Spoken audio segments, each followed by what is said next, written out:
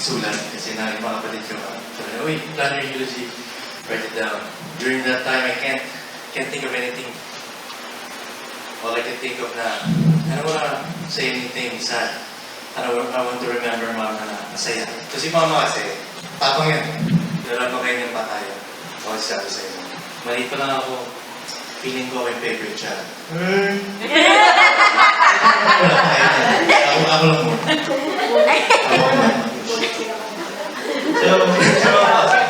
Masabi ko. Iba magmahal si ma'am. Paparamdam niya sa inyo, physically, verbally. Kahit malayo ko, she'll keep bugging you. Kumain na ba ako? Masyado, Mama, okay na. So, sa lahat ng pagdaan ko sa buhay, as of now, nakasama ko si Ma. Good times, bad times. Especially those na kailangan ko. Number one, prone ako sa injury. Athlete, being an athlete. So, tampingero ko, kung nawapalayan ako dito, si Mama lagi nandiyan. Siyempre, that's there. That's always been there. Mom stayed with me in the hospital, giving me strength. I may be big, but I'm softy. I look scary, but I'm a crybaby. As big as I am now, I'll always be my mom's little foot. Kasi back then, yun yung time na, the land before time, it is story siya ng mga dinosaurs, which is my favorite. So alam natin, kaya tawag sa akin, little foot. Sa laki ko to, she still treats me like a baby. And simula nung dumating yung anak ko, I can see, nakikita ko yung paano siya mag-care sa akin na ginagawa niya na sa dalawa. Which is, sabi ko sa sarili ko, ganito siya magmahal noon sa amin, magkakapatid. Patay-patayan. May tampuhan siya, ganyan. Pero mostly sa akin. Through hard times, she always kept saying, kaya yan, laban. Ayaw niya ng pinagkakaawaan kami. So she keeps pushing us na, do your best. Strive. Don't let anybody belittle you. Ganun si Mama. The time na naramdaman namin talaga na sobrang bonded kami as a family.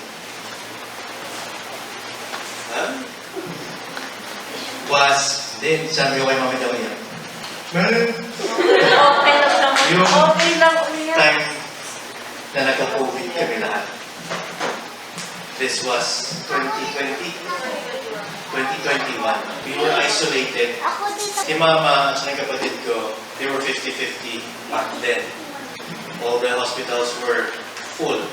Full capacity lahat kasi yung kasagsagan ng COVID.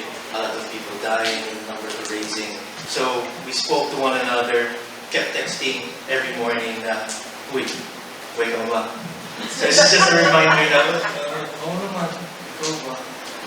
So, we kept notifying one another, nagging each other na, uy, walang mamatay sa atin na.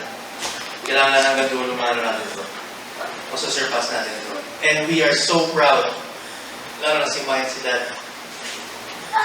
Ay! Sky, kay Jay. Already crying. Okay lang. Okay lang.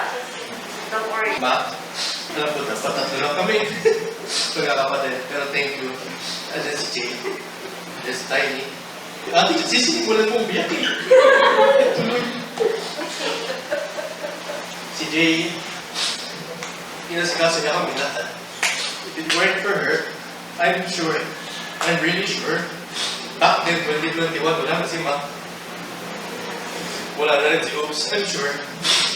And nakita mo rin, the same strength ni Jay kay Ma. Lalo na namatay siya. I have no strength staying there off without doing that. My mom wasn't that case. But my sister had the guts to stay until the end. My dad, I felt so sorry, I felt so weak. I know my mom told me na kailangan malakas ka. Pero I can't. I just can't. Kaya believe din ako sa kapatid. She stood firm. She stood firm for the family. She stood firm for dad. She stood firm for Mom. To this day. I'm thankful for Mom. For, syempre, for Mom and Dad for giving us, making us. Hindi ko Maynila rin mga kapatid ko. Close kami. Pero, the situations like this, mas makikita mo yung worth ng tao. And sobrang proud ako. Ito, sabi sa kanila, physically kasi ako maloko ang tao. Pinadaan ko lahat sa Diyo, sa katordihan ko. I know, si Mama ay masaya. Lalo na ngayon, nandiyan lahat ng buong family, lahat ng friends niya bumisita. At doon ko nakita, ang dami nagmamahal kay Mama. The same thing, mag-post ko lang, nakasama si Mama. Sobrang rare kong tao mag-post sa social media. Pero nakita ko gano'n kadami nagmamahal kay Mama. Itulong nila. Ina-assure kami na nandun sila lagi para sa amin, sa mga kaibigan ko. Maraming salamat, family. Hindi lang masasabi ko. Maraming salamat.